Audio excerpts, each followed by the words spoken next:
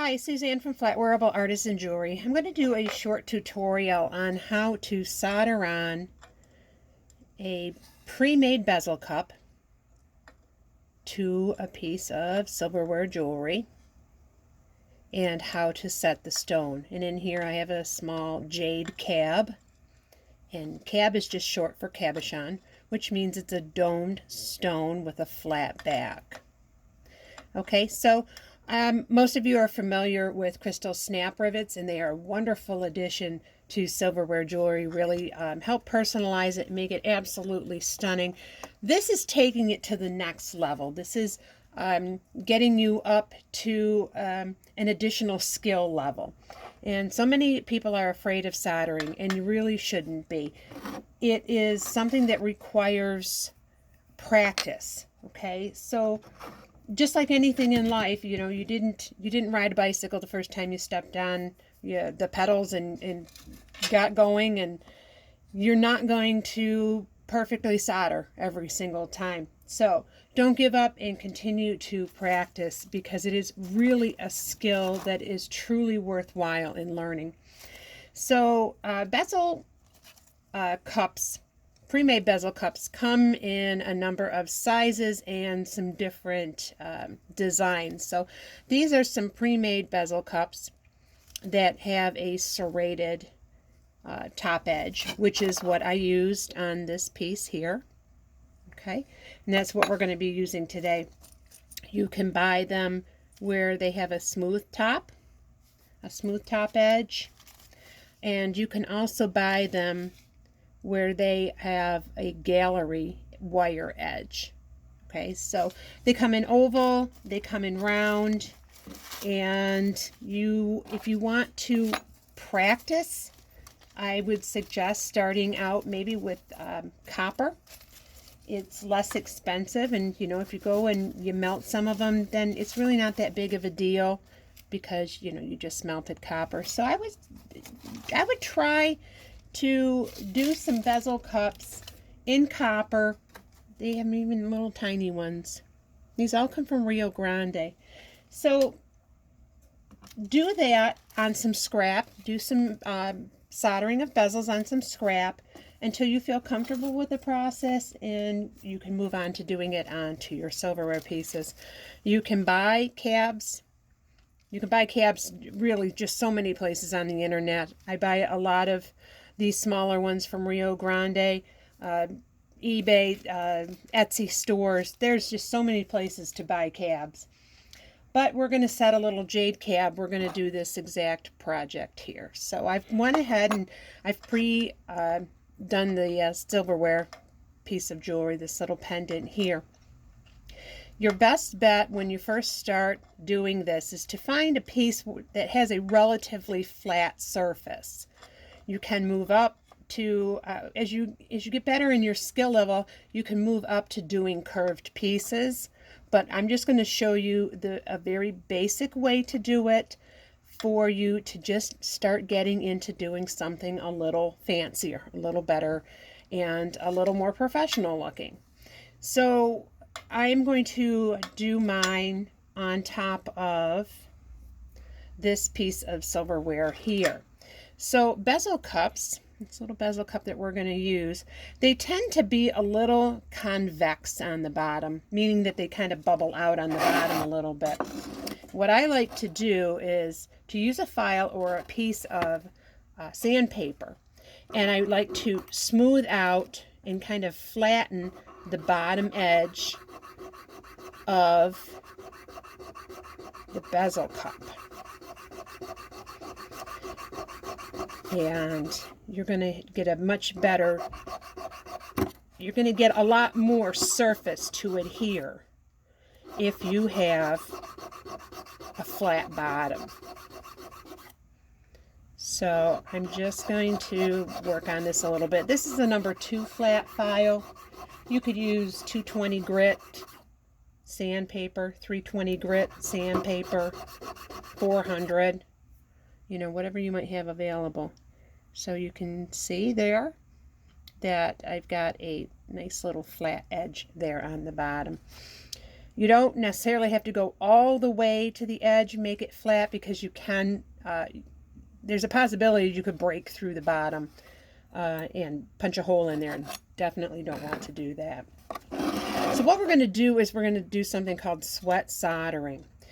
And since this is a very, very simple project, I'm going to teach you using the rosin core wire solder. And all that means is the solder wire has flux in the core, so you don't need to add any additional flux.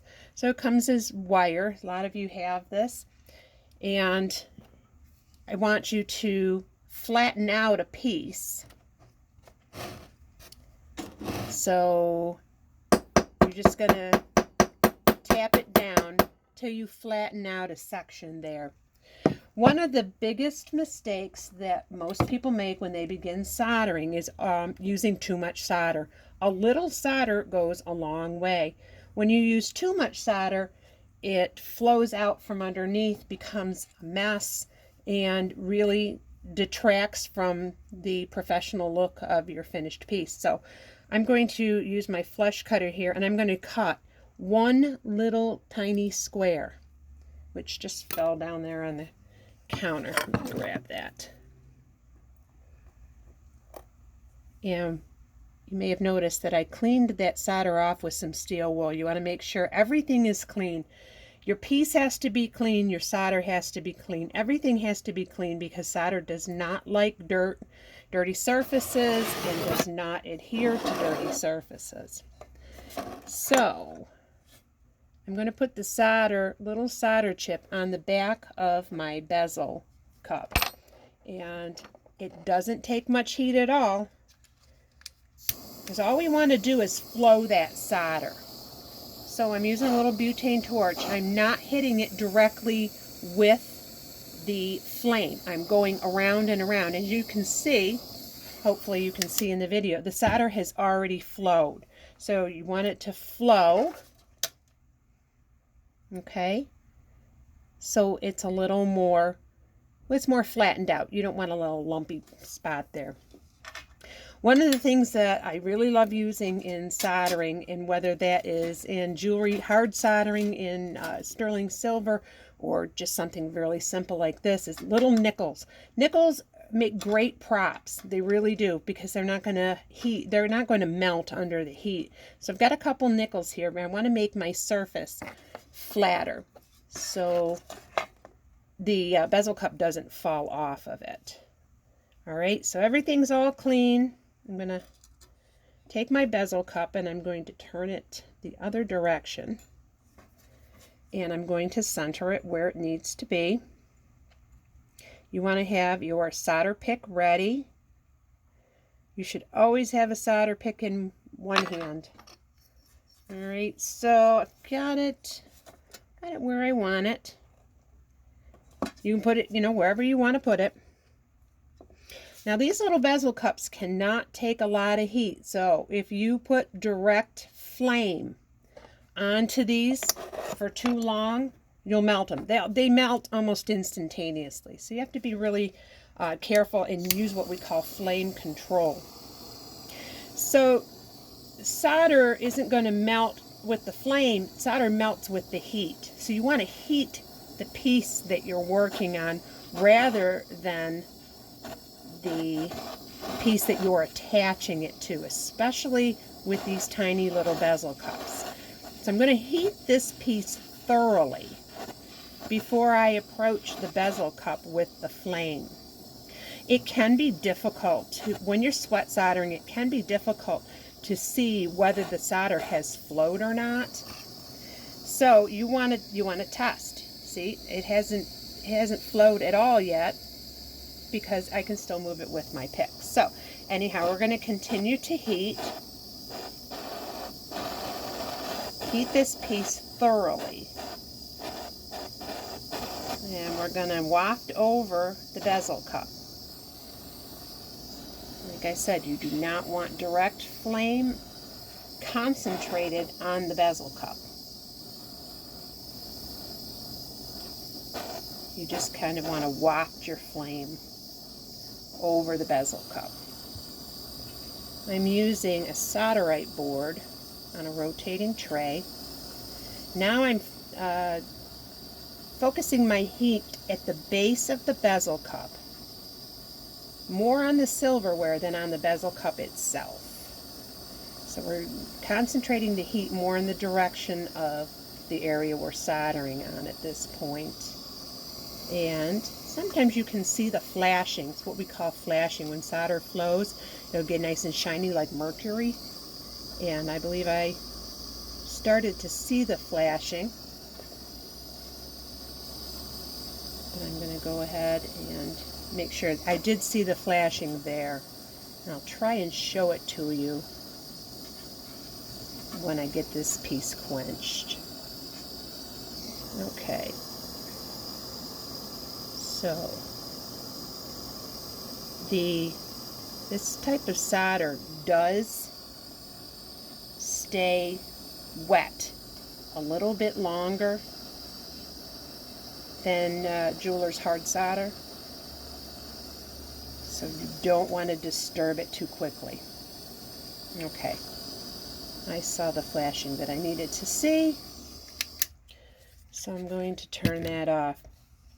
Do not disturb it. Give it a good 30 seconds or so before you disturb it. Alright, so you let that cool about 30 seconds or so, and it's not moving. It's probably about ready to quench. If you want something to cool down faster, if you put it on a steel block will absorb the heat much quicker, and then you can go ahead and quench. If you quench while this is still too hot, it's going to break the solder seam. So I'm going to put it over here in the water. And you'll know pretty quick if you break the solder seam, because the bezel cup will fall right off of there. Okay, so bezel cup is on.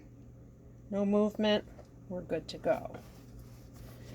So when you set a stone, that is the absolute last thing that you do.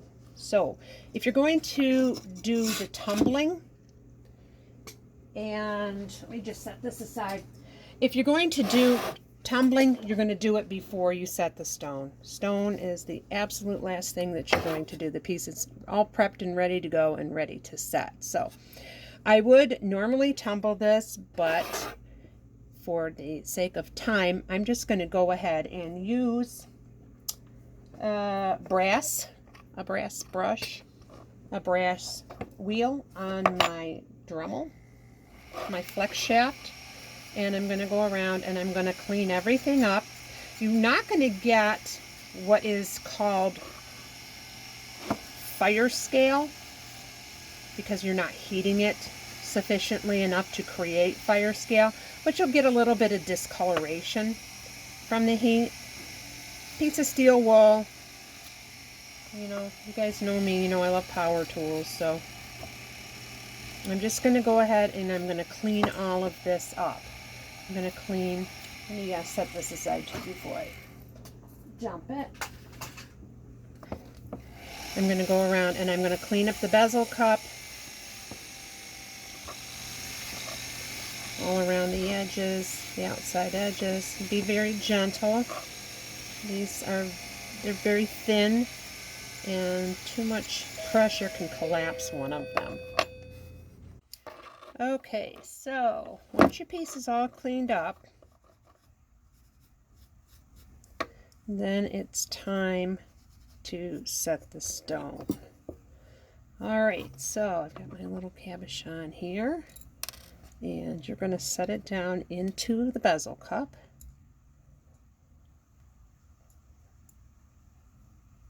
Alrighty, so what you want, ultimately what you are looking for when you set a stone in a bezel, is you want the top edge to come just slightly over the curve of the stone itself. And we have that here. You test fit your stones in bezel cups, or pre-made or made bezels, ones that you create yourself. And you're going to put a piece of string across the bottom of it, because what happens if you test fit and it gets stuck, then you can't get it out.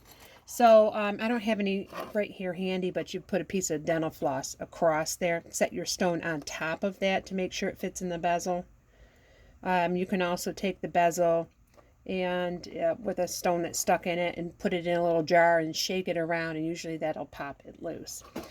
This is a bezel pusher, and it has flat end here. And when you set a bezel, you're always going to do opposite ends, north, south, east, west. So I'm holding it with one hand. I'm going to try and do this without getting my fingers in the way of the camera. And I'm going to press a couple of those little prongs down. Then I'm going to turn it all the way around. And I'm going to press again and put the little prongs up against the stone. North, south, east, and west. That way the stone is centered in the bezel. It doesn't get sitting in there a little cattywampus. And then just repeat the process all the way around until you have all those little serrated edges pressed up against the stone. Okay. Then there's another tool called a burnisher. This is a burnisher, and I always like to go all the way around and press, make sure that it's all pressed down properly. It also shines it up a little bit. So it's just a matter of going around. I'm doing this kind of at an awkward position so you can see it. Going to go around and around and around. Be careful not to get that tip on your silverware itself, or you'll leave a scratch. And you're going to continue to do that until everything is pressed down nice and smooth. You go feel, if you feel anything sharp, you probably don't have it pressed down entirely. So just keep working at it till you have it pressed down. These are really, really super easy, these pre-made bezel cups, because they're very thin, so they press down very easily. Okay, so there you have it. If there are any questions, make sure you post them, and I'll be happy to answer them. I will look forward to seeing your creations. Talk to you soon.